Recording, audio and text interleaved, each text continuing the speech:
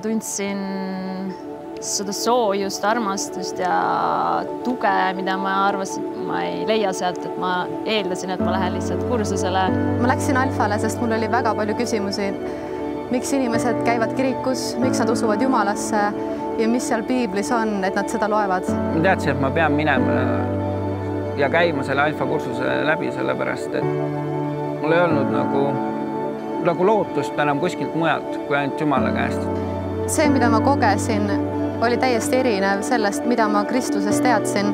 Jumal kinkis mulle uued sõbrad ja hakkas mind seespidiselt terveks tegema.